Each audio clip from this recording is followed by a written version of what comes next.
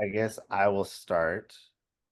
Um, just a little tech house cleaning. Just make sure that you're all muted while Mary is speaking. I believe that she will be doing some interactive stuff with you guys and some polls. And you have some slides, right, Mary? Okay, so I'm gonna make sure that you can share. And then if you have any questions, just go ahead and raise your hand and we'll call upon you and go from there. And Terry, take it away. Okay, welcome everybody. I'm Terry Morrison. It's great to see you.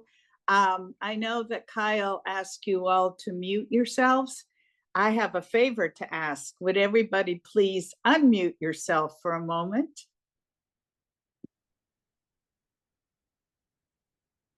And it's Kyle's birthday today. Oh. So I would like everybody to please sing happy birthday to Kyle, starting on 3. 1, 2, 3. Happy birthday to you. Happy birthday to you. Happy birthday, dear Kyle. Happy birthday to you. Thank you, guys. Yay! Thank you. Kyle, we wish you a very happy, healthy, fun birthday day and year. Gosh. And all Thank you. 21 already. 21 plus a little 13 there. Well, happy day, and thank you. Okay, now could everybody please mute yourselves again? And thank you for doing that. So I have a great guest today for all of us.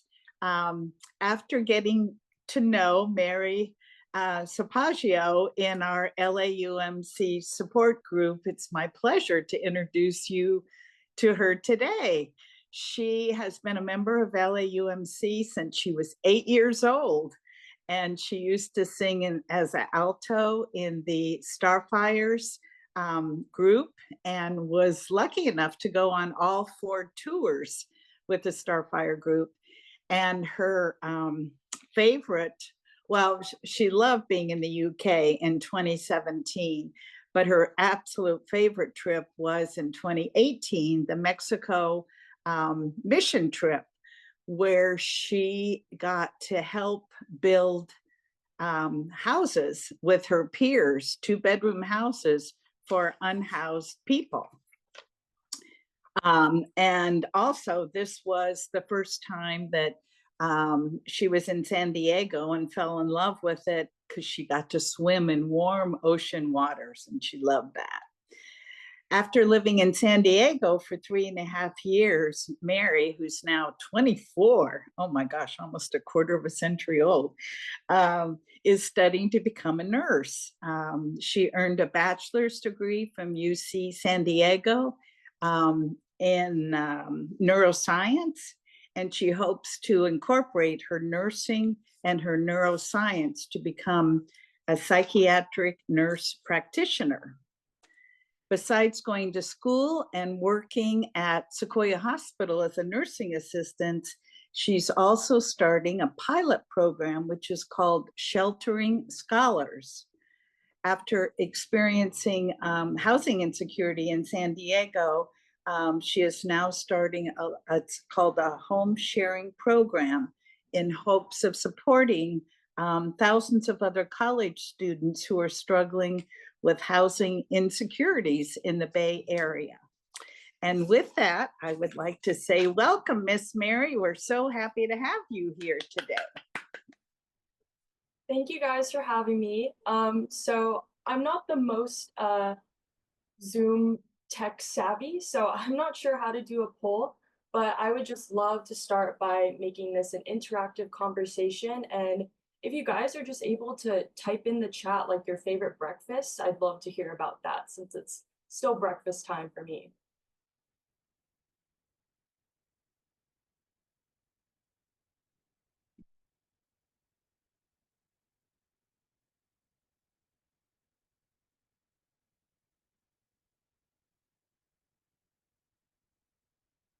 So that's my favorite breakfast. I love omelets that my mom makes.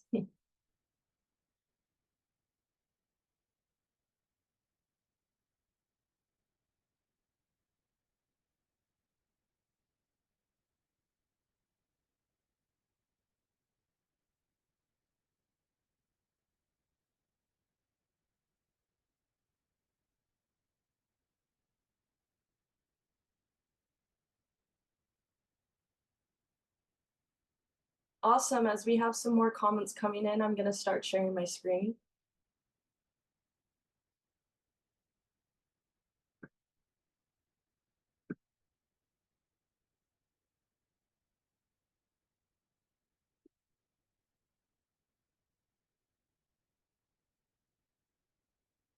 Sandy, I gotta say, I love your answer because it reminds me of when I used to study abroad in Greece.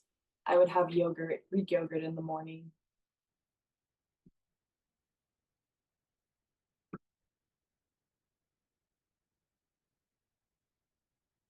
Okay, it looks like we have some good answers. Well, thank you all who are able to attend my presentation this morning, and thank you, Terry, for introducing me. And so, again, my name is Mary, and I'm going to share my story of housing insecurity and what I'm doing to help out other college students. So, before moving back to the Bay Area, I was living in San Diego for 3 years to pursue a Bachelor's of Science degree in neuroscience. When I was ready to move back home after my gap year, my family was going through some medical issues, and my parents and I thought it would be best for me to stay in San Diego.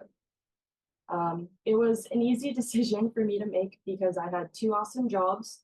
I was still pursuing nursing, and all of my friends are still in San Diego. My parents were able to find a temporary house sitting position for me with one of their family friends, and they were confident I would find affordable housing for the rest of my semester. And so before I began house sitting, I actually had to couch surf for about a few weeks. And feeling like a burden, I reached out to all of my closest friends, and I actually perfected the perfect schedule to sleep at 5 of my friends' homes. For the first 5 days, I couch surfed at my coworker and one of my best friend, Arissa's. And this situation worked out well for us because we could drive to work together and then hang out with our friends together. However, on the 4th day of me couch surfing with her, I tested positive for COVID, and my whole plan shattered to pieces. I didn't have anywhere safe to quarantine in San Diego, so the next morning I had to drive back to the Bay Area to isolate and get better. I still remember feeling feverish while driving up and having to pull over, just barely beating the LA traffic so I can rest my eyes. When I recovered from COVID and drove back to San Diego, I began house sitting. It was then when I started posting ads to find a room to rent month to month. The only responses I got back were way more than I could afford. However, luckily a family friend was able to rent out an affordable room for me for 3 weeks, but that meant I would need to couch surf again during the weeks before end of finals. Fast forward to December 2023, I began couch surfing again at another coworker and her husband's apartment. It was a pleasure getting to spend time with my coworker again, but when I woke up the next morning, I heard banging and screaming in the next room. I witnessed domestic violence as I heard my friend being called names. She asked me if I was okay and if I wanted to leave, and I felt uncomfortable, so I packed up my things and left 15 minutes later. I am so grateful to be back with my family and at home, but the stress from being housing insecure still lingers with me today. Something that I wouldn't wish upon my worst enemy is happening to 1 in 20 UC students, 1 in 10 Cal State students, and 1 in 5 California community college students today. I knew that I needed to do something to help out others who are struggling like I had. And it is when I joined Change the Story at LAUMC and met my team at St. Paul's UMC, I knew that my goals were to both destigmatize housing insecurity by having college students share their stories and to start a home sharing program.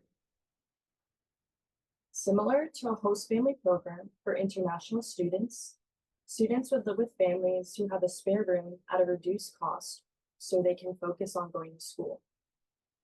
With many vacant rooms in the Bay Area, and with my many positive experiences with intergenerational friendships, such as Terry, Jan, and John, I know that this program is going to be successful.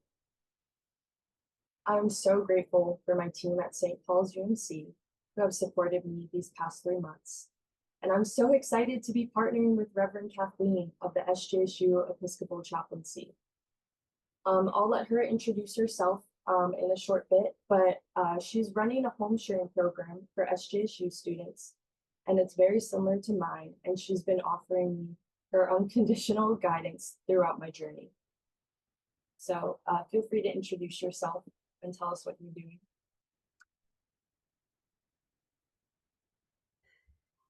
Mary, I think you said introduce myself.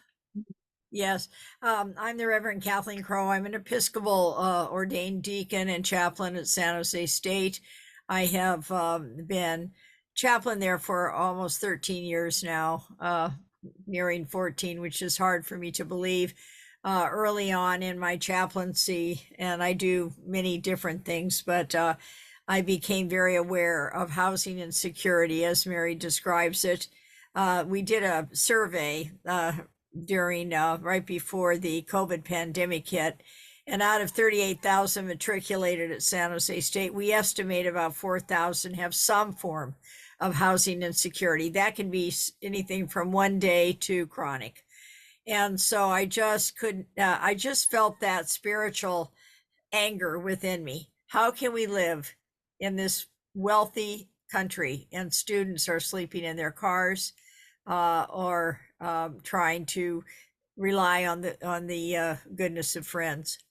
And so I started a student residence actually at Grace Baptist Church, where I had my offices until a tragic event occurred there that some may have read about in the newspaper, because the church started inviting the unhoused without any adequate security or case management.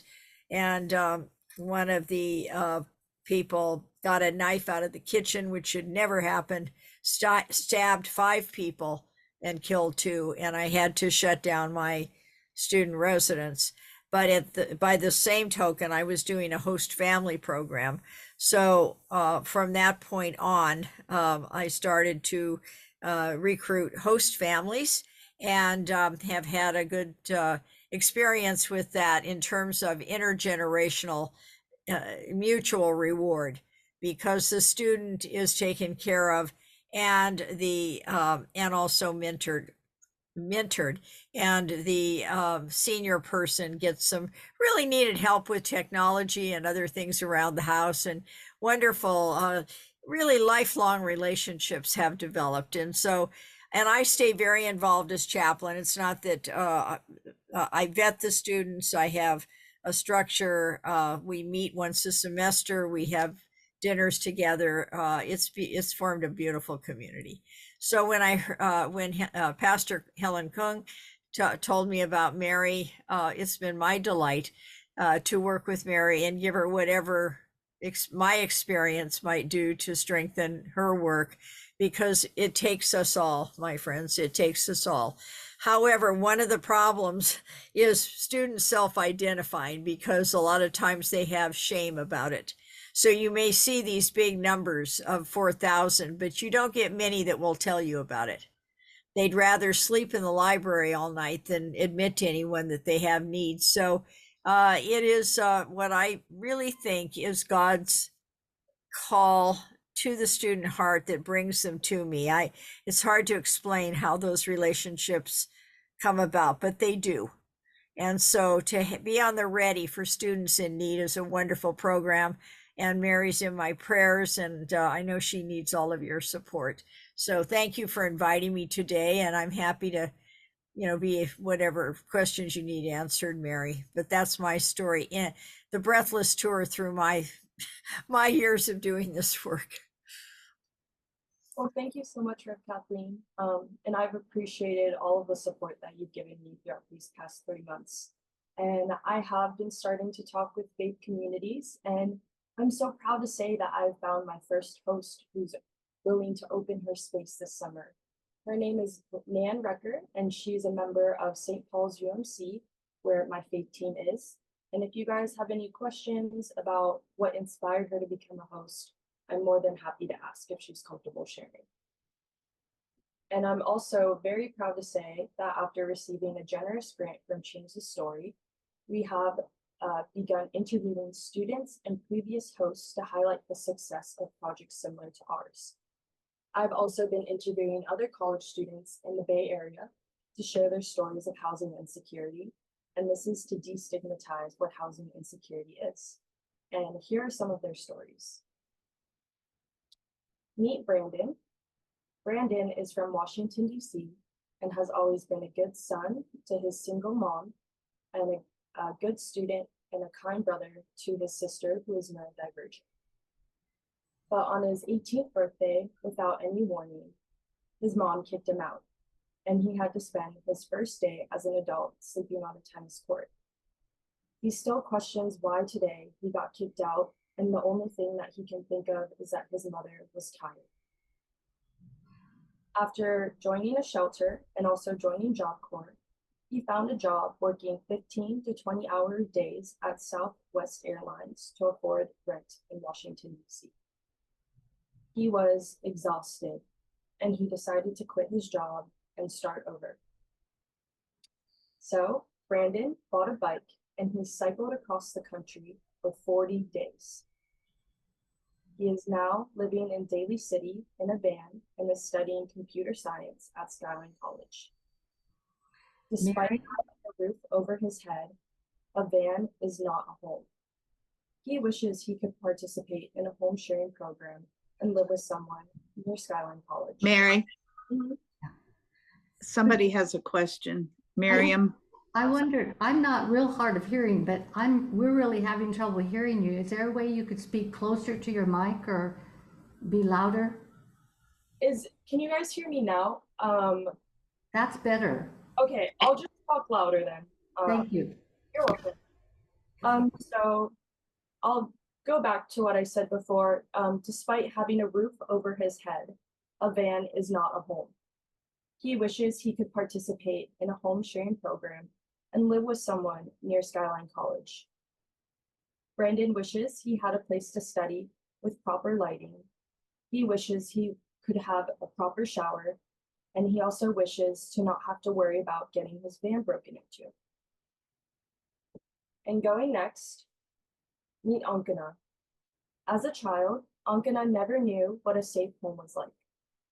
After their family immigrated to America after the Cambodian genocide, their family struggled to find safe and affordable housing in the Bay Area. Due to the high costs of housing, Ankana would often have to stay with her grandparents and another sibling in one room. Their only safe place to study was in their bathroom. And due to family issues, Ankana would often need to sleep at friends' places to stay safe. One night, Ankana was crying and praying to find housing.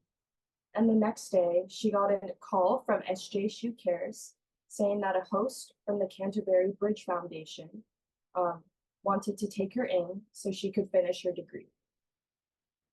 Because Ankana's prayers were answered and a host took her in, Ankana was able to finish their schooling and earn a bachelor's degree in biology.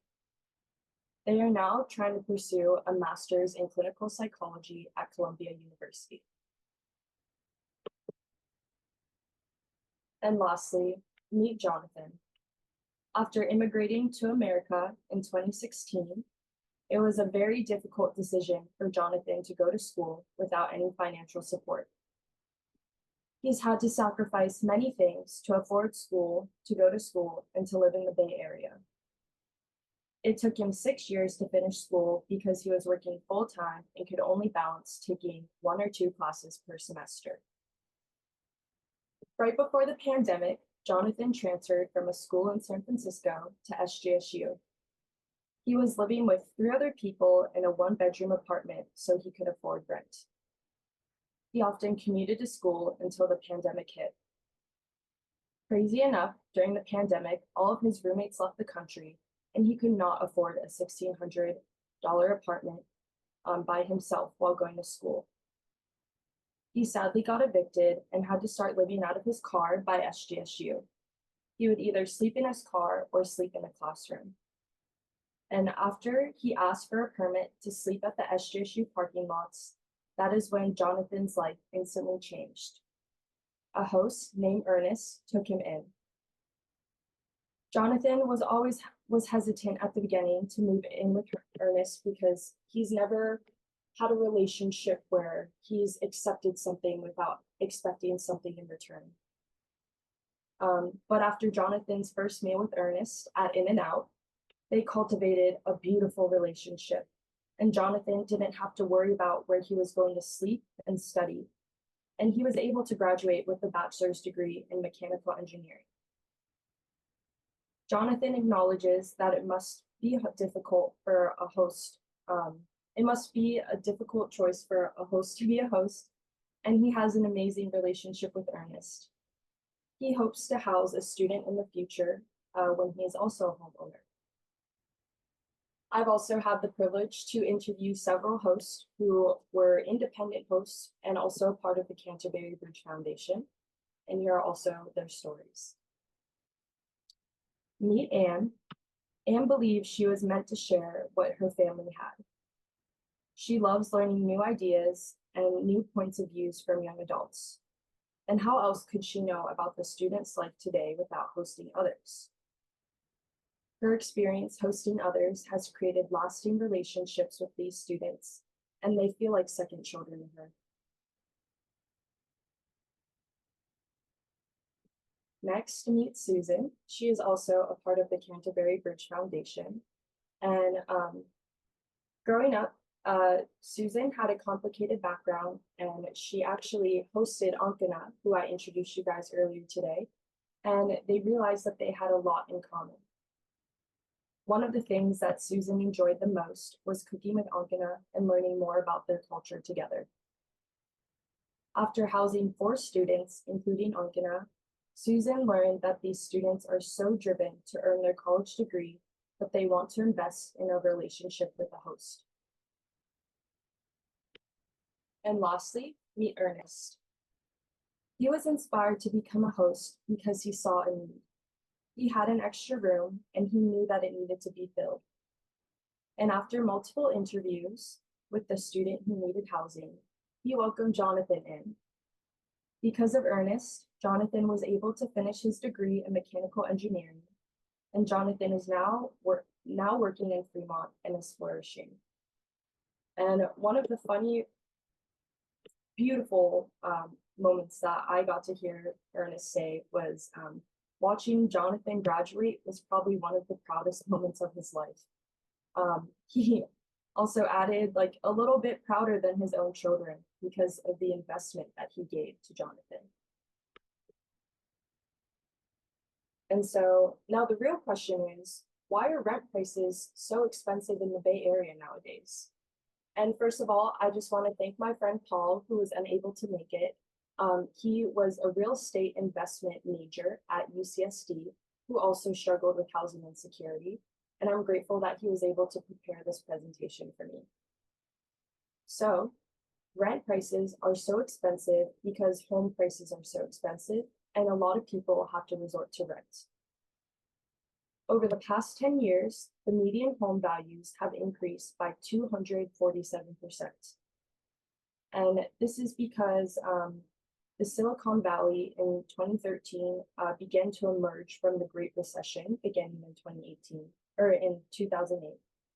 And while the Federal Reserve maintained low interest rates to stimulate the economy, giant tech companies like Apple, Facebook, and Google experienced significant growth, and that attracted new talent to move to the Bay Area. These factors created robust demand for housing among workers in the tech industry.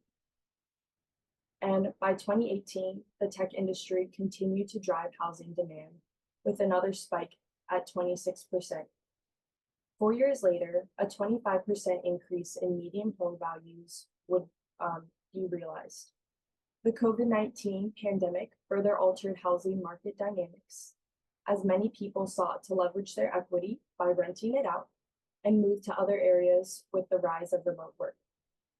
While many people moved out of Santa Clara County for this reason, a strong demand to live in Silicon Valley fueled a rise in property prices.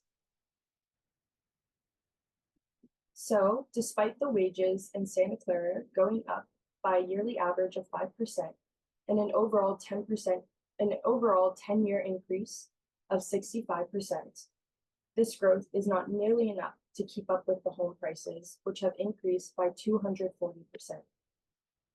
While household income has increased significantly, it is not enough to keep up with these rising home prices. And this has resulted in fewer home ownership rates and more renting rates.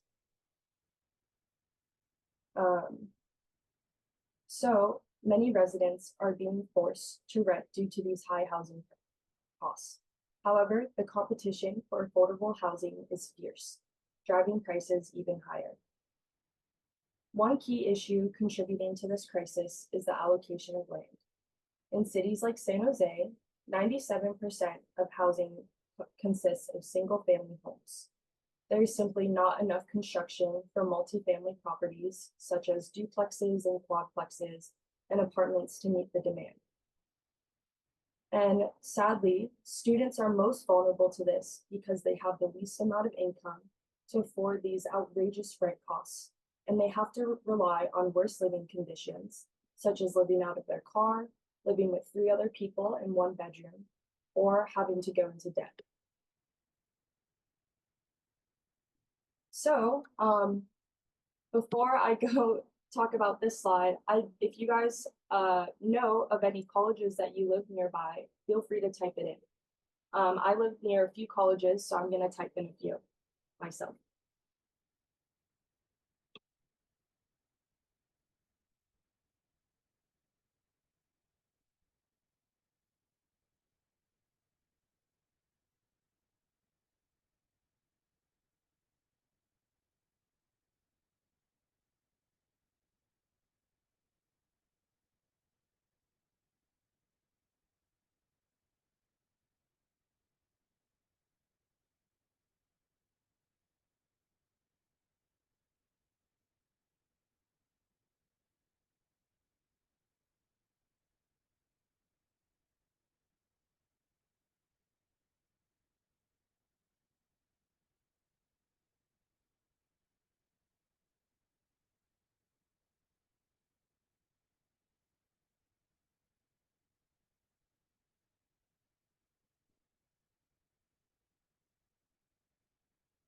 And I'll wait about 2 more minutes and then I'll keep going with my presentation.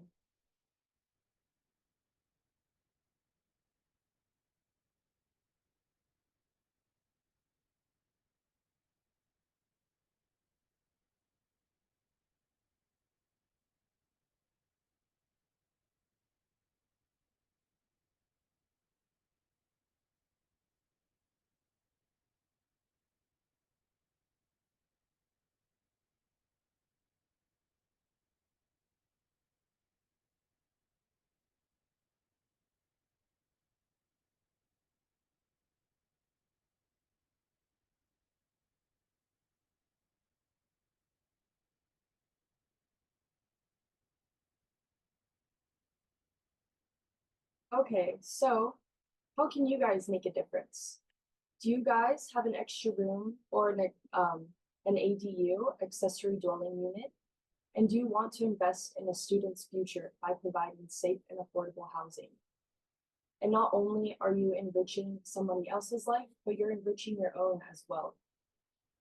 And another way that you can help, if you're not ready to be a host, talk with students that you may be concerned about and maybe have them be referred to me or Reverend Kathleen. And one of the major concerns and questions that I got from Terry and you guys is how can we prioritize your safety and student safety? So following Reverend Kathleen's model, students are referred from colleges and universities through case managers from their basic needs program. Students are also required 3 references, including at least one of them being from a professor or a college counselor. State and federal background checks are implemented for both students and hosts. And throughout this whole time, several interviews and meetings will be held to ensure compatibility. So for example, if you have a space open to somebody and you're interested in taking in a student, we would have them meet you guys first, either in a neutral setting or at your place with an unbiased third-party mediator. And if you don't think that this is a good fit or you guys don't feel compatible, you guys have the choice to say, I don't feel comfortable with this.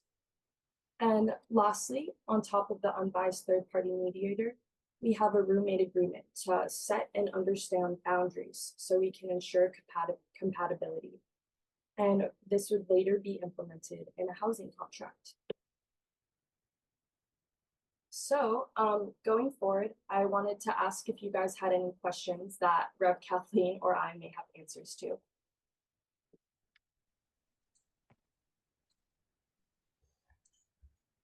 Should we come back to full screen so we can see everybody, Mary? Yeah, that works. Yeah.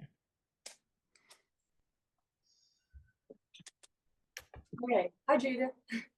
Hi, Mary.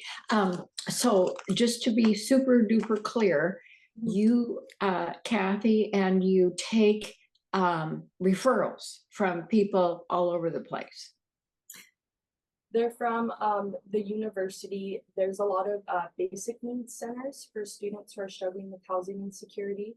And like SJSU's CARE program, there's several case managers who work there. And those who have experienced housing insecurity would be referred to us.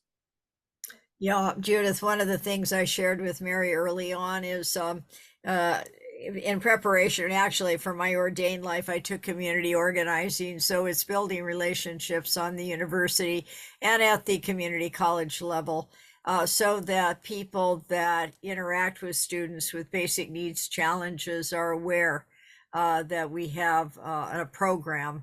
And so we become community partners. And so I've got really wonderful relationships with the director, actually the vice president of wellness and student affairs, and also the case managers that do the work daily interacting with students.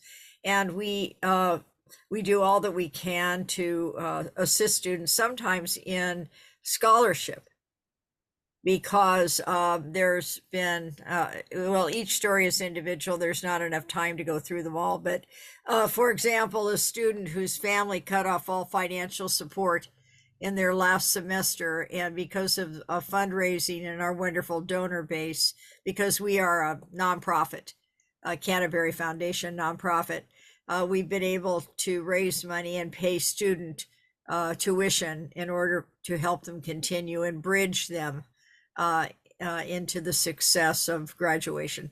So we do that, and we do housing and a myriad of other things. Yeah. Great. So could you put your email in the chat, please, or your contact information? I have Mary's. Sure. Yeah, and after we have this quick question discussion, I have a few more slides that also include my own contact information. And I have a website I'll put in there too, so that you can find out more about us. Sue, I see that your hand's up. I was just wondering, like for students, what's the average length of time is, if there is one, that a student would spend in, like, say, renting a room or stuff? I heard you say, like Kathy, an example you gave might be for someone who's had a semester because the family cut the financial support off at the last little bit of school. So just wondering what kind of is there an average time, or is it so individualized based on that? Or is it, have you ever had anyone like for 3 or 4 years, or Oh, maybe yeah. a year? Yeah, we So have. that's what I'm kind of looking at. Yeah, so that varies, but when the student, it depends on how much time the student has left in their academic life. But we've had anywhere from 3 years to 1 year to 6 months. So it just depends on the student situation. And that's something that you find out in the initial discussion, because I meet first with the student after the referral comes to me. I meet with the student and assure them that they're safe, and that there's a structure and a program that underpins their placement. And then I go with them to meet the host, spend an hour or so with the host and the student talking about whatever concerns either may have. And we do have a host family agreement or a code of conduct and expectations that we try to ferret out up front. And I really would say in all these years of doing this work, maybe I have had one situation where a student, not realizing what she was doing, I guess, but she brought all kinds of stuff into the host's house and really upset the host. She brought just loads of boxes and stuff. And so that's about the extent of real difficulty. Otherwise, we've had more success than that kind of thing. But I stay involved so that the host isn't out there on their own, feeling like I have nowhere to turn, nobody's to support me. So we're there for student and for host. And I think that's a very important consideration. And going on top of that, if you guys are interested in opening your space to somebody for a semester or two, there are a lot of students in the area who just need that extra support so they can finish their semester and graduate. For example, when I was unhoused, it was only for 1 semester while I was studying for nursing. And I wish I had that extra support just for that 4 month length of time. So I had a roof over my head, knowing that I was safe. And there's a lot of other people who wish that they had that little support as well, because it goes a long way. I think what I've seen, I would just share with you what I've seen. I actually get a little bit envious of it. Like Ernest Cockrell is the president of our foundation board and a very dear friend, an old friend of mine. And his wife, my dear friend, died a couple of years ago, and Ernest's house was pretty lonely. And having those students there has just been life-giving. He now has three students in his house in Willow Glen, and they kind of come and go. With one of them, he just said, I never see him. He gets up early and comes home late. But the other two just have developed these wonderful relationships. And Jonathan actually came to me through the case managers at San Jose State, the one that Mary interviewed.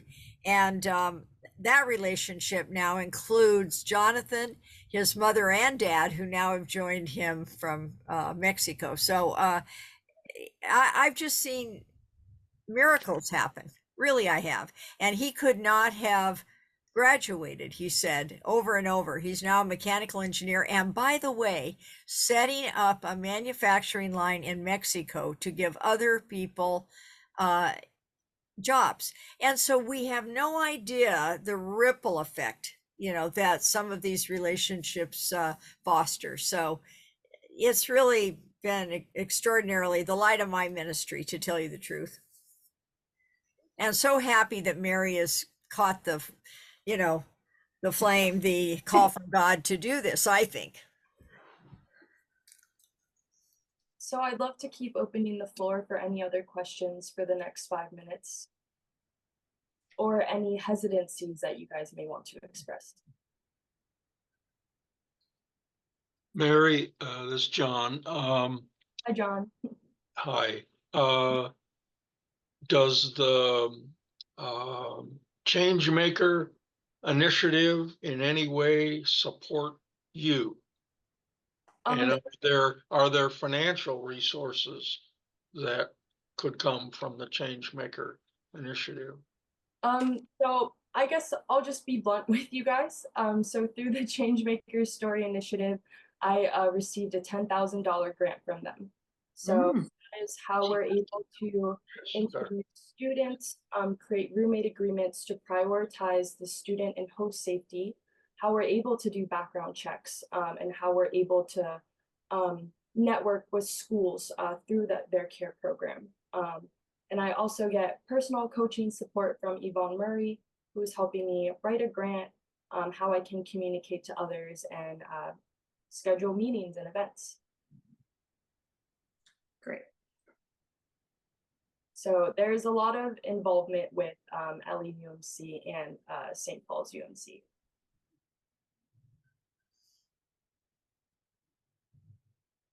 Pastor Sam is going to be going to St. Paul's, isn't she? Yeah, so I'm so excited because I don't know if you guys have known, but I've been like really good family friends with her for the past 8 years. And she's really excited to be a part of this affordable housing opportunity. And even though she's sadly leaving LAUMC, I'm so grateful to still be in network with her.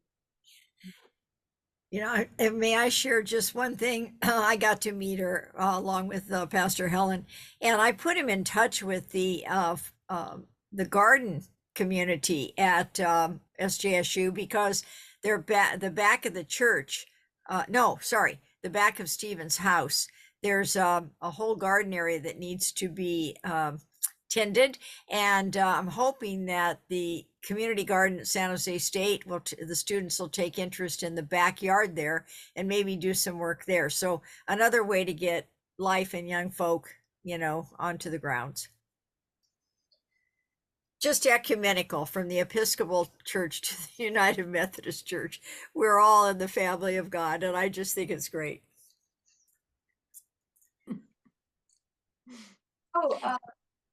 I think that sounds great. I work here at Alameda in the community garden that the Episcopal Church. Oh, good. Are you in Alameda? I'm in Alameda Methodist. Oh, Methodist Church. Oh, great. Yeah. Do you, Judith, do you go to the Twin Towers United Methodist Church? Nice. My sister worships in the same building at Embrace UMC that Mr. Sam Yoon founded. And as of July 1st, Pastor Jay Cook now will be covering Twin Towers. Oh, okay. New appointment. My sister was actually to us, but anyway, we're looking forward to it. That's awesome. I believe I have time for about 1 or 2 more questions. I would love to hear about your insight or really any opinions that you guys might have. Well, I feel I can be part of the ripple effect right now. In other words, pass the word, because I'm not able to do it right now. In fact, Laura is moving in with me this summer. That's my granddaughter, and Mary knows Laura, and Katie are both home now for the summer. So you'll have to get in touch with them. So, but along the line, I've had foreign exchange students and everything else, but further on, maybe down the line. But in the meantime, I feel that I can pass the word to other friends that I have that are by themselves. That's one way I would love for you to do that. Unfortunately, since we were meeting over Zoom, I wasn't able to pass out any business cards, but I do have my contact information back on the slides. So what I'll do now, if you guys are interested in becoming a host down the line, it's not a commitment that you're going to house the next person that who needs housing, but let me just copy this link and I'll unshare my screen again. Oh wait, I'll copy this link and put it in the group chat. If you guys are interested in just taking a look at it or potentially filling it out later, feel free just to click on it and save it. Hey, Mary, if you send that to me as well, I can send out an email with your contact information, that link to everyone else in the group as well. I'll send you the link right now, and then I'll send my contact information in the group chat as well. here's our website, and my email address, and then my phone number, my business phone number, if you guys ever want to call or text if you have any questions. So let me unshare my screen again. Sorry about that.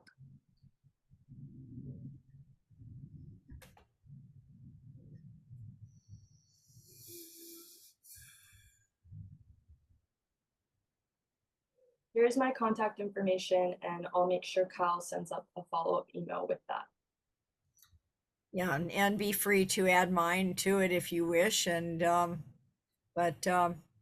very pleased to be partnering with United Methodist Church through Mary and the pastors at St. Paul's. Mm-hmm. And I just want to reiterate, if you guys are interested in being a host, but you're just not ready yet, feel free to just give me a call, text, or email, and just let me know that you're interested potentially down the line. Because like Jan, she's interested in something like this, but she's welcoming her granddaughter into her home and can't do it now. But since I'm in relationship with her, if she is interested later down the line, she has my phone number and can text me. Mary, is there a way that we can support the organization financially, if not through hosting someone? So that is a good idea, actually. I wasn't considering that at the moment because I've received a generous grant from Change the Story. But I like that idea. I will start a GoFundMe page or a Give Better page. And if you do want to support financially, I would really appreciate that. Thank you. You might want to get a nonprofit tax ID, Mary, if you don't have one. I don't have one yet, but what I could do is apply for it. And you'll need a board of directors. I mean, there's a lot more you can do. We are a fully invested 501c3. We have 10 people on our board. So there's financial oversight is very important when you start to vet donors. Okay. Yeah. Yeah. Right. So it seems like maybe Lori could contribute to Canterbury Foundation, right? Which is a 501c3. Yes, you can, but I don't want to skim off any money that Mary may need. I mean, you can send it to me, and then I can give you a tax, letter, and then we can donate to Mary. But I don't know, is that money laundering? I'm not sure. I'm not sure how that works, but I think it would be well for, depending on how long you intend to do this work, Mary, you may want to. It's not hard to apply for a federal tax ID and get a board of directors through the infrastructure of the church and make, so that you've got fiduciary oversight. Very important if you're raising money. Okay. You don't want, I can talk to you more offline about that. Yeah. And is there any other questions or feedback that you guys have about my presentation? I just want to say it was marvelous. My eyes are wide open. I just heard of it. It sounded very intriguing. I had no idea that it is already extended as far as it is and is so successfully run and by such intelligent and forward-thinking and compassionate individuals as yourself. And I'm just thrilled to learn about it. My issue at the moment is that I've just moved into a adult living community where we don't own the homes and things like that. And there's lots of people around, I think, that would be interested in that type of thing, but I'm not sure. I have my goal right now, I've just been here less than a couple months, is to learn some of their names. So when I see them, I can call them by name. And so I have a distance to go before I start talking to them about financial issues that they might want to donate to, I think. But boy, I think there's a lot of kind people in the world and kind seniors and other people around that might have a place that would be available. And by the way, since I'm living sort of north of you all now, I think up in Foster City, what would you say is the range of miles that would be reasonable for these students to live in and attend San Jose State? or some of the colleges around there? It depends if they have transportation or not. So for example, Jonathan, who Ernest took in, he had a car and was living in San Francisco at the time. So he would often commute back and forth before. Oh, that's quite a distance. Mhm.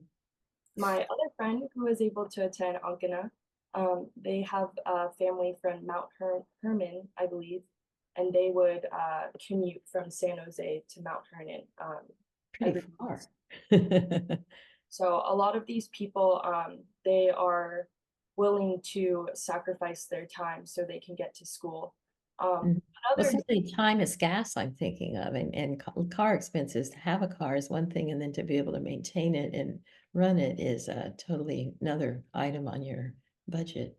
Gina, I would just piggyback too. Sometimes students will stay 2 or 3 days with the host and then go home on the weekends. That happens Oh. too. Yeah, they'll do that. They maybe their family lives, for example, one of my students who's graduated now is a registered dietitian. He lived in Porterville down by Fresno, so he'd be up here with our host Susan Hart, who's also a member of our board, and then travel back to Porterville on the weekends sometimes. So there's all variety of things that But students the do. host is the one that needs to be close They to have to the be university. not necessarily. I'd say a 25-mile radius. Oh, You know, like 25. Ernest lives in Willow Glen, and that's easy hop on to 87, and you're over at the university. Some people live in Almaden. I do have hosts around Nagley Park, which is around the university. So about a 25-mile range, maybe, or depending on what the student can do. Mhm. So it's hard to quantify that, broad brush it, because Okay. it's each story is kind of individual. So this isn't really exactly in place of student housing. It's I maybe I missed a part of the story, but the background of this, is there a problem with students that want to go to college, I guess maybe part-time, and they don't qualify for student housing actually, or? They can't afford it. Okay, It's over $1,000, like 1,200 a month. okay. So And Yeah. driving costs would be way less than that. Okay. you share a room. So for example, when I went to UCSD, I was paying $1,300 a month for an 8x10 room, and that was because it was on campus.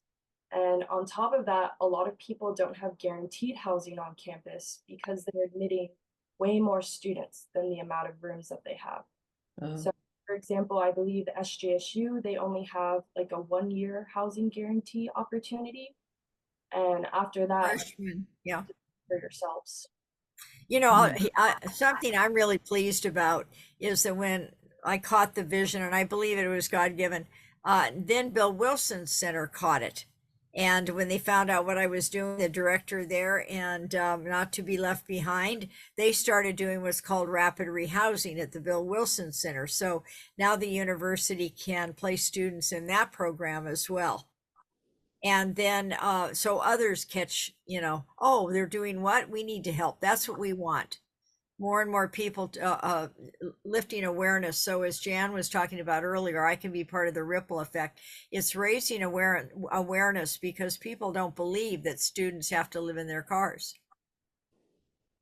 And they do. Yeah, I mean, a 246% increase in housing prices is just a gentrification beyond reach for young people. Even young adults who are just starting working can no longer afford housing to buy a home. Yeah, they have to relocate, as my niece and nephew did, to North Carolina. So that's what we're facing. And then seniors who've worked all their lives, and have their homes early on, now need it for their own care sometimes too. But if they're still in their homes, it's a great way to bring new life into it. Believe me, it really is. Yeah. Wonderful concept, and sounds like it's just sailing away and taking off, and hopefully we can all contribute to that somehow by spreading the word. I I pray we can. Well, Mary, you've done such a great job. I'm so proud of you. I really am very proud of you. It's just been my delight to share whatever experience I have with Mary, but you've really taken hold, and I just think you're a light shining brightly out there. I'm just honored to be able to be introduced to you today, because it's so encouraging to know that the world is going to be a better place because of the young people coming up and your awareness and commitments to kindness and to brotherhood and to all the wonderful things, you know, Jesus talked about, that Yes. you're really living the life that we hope everyone will. And I'm not sure how I could be a part of this, but I'm sure going to look for a way to somehow, And just by sharing the word. yeah, just to reiterate, I've been interviewing a lot of programs and individuals who have also pursued a housing program opportunity like this. And they all told me that the way that this program is going to be successful is by word of mouth. Yeah. So please share my contact information. Please spread my story to other people who may feel called and have the opportunity to house others. Right, right. Thank you. And Kyle, I just want to make sure that I'm correct on this idea that you said you will send out something by way of email that will have the phone numbers and maybe email addresses and things that I can reach to, because my notes, and I tried to take a lot of screenshots, but my fingers and isn't fast enough to capture all the info that I've heard today and seen. That is correct. I'll be sending out an email sometime next week. Great, next week. Okay, thank you so much again, also just for your part in this project today and all the projects at LAUMC, and I'm sure other things you participated, because it's just essential to have people like you that are willing to dedicate your time and expertise to do this kind of thing, because some of us Welcome. are limited on how to take advantage of the technology that's available for communication and all this stuff. So thanks. You're very welcome. If you don't mind, I can share one more story if in terms of dollars and support. Do we have time for that, Mary? It's up to Terry. Yeah. We just one more story. Kyle has a commitment, so I don't want to. No. One more story is fine. Well, I just want to tell you about a student that came to us from Turkey, international student, and there was the massive earthquake, 7.2, if you recall that. Absolutely wiped out her family's lifelong business. She had no money, no income, and was in her final semester as a civil engineer. And she came to us, and we had the funds to get her through and graduate, sent her back to her home country with her degree in hand. And who knows now what work she'll do rebuilding her own country. And so she said to me when I met her, she said, "You don't even know me." And of course, we don't say anything about faith. If a person is Muslim, we respect that faith. And one student said, "Are you going to try to make a Christian out of me?" And I said, "No, I'm going to try to be a better one, and maybe you can be a better Hindu." but that's not our goal. It's as Jesus said, you know, the people are hungry, feed them. And so that's our vision from the scripture. Oh, that's wonderful. Wonderful. Thank you. Mary, thank you. You did such a fabulous job today. We are so proud of you, and we support you in every way possible. And we thank you. And a lot of other people are out of town and have commitments, so they look forward to the recording. And Kyle, happy birthday to you, and thank you for being our host, and wonderful as always.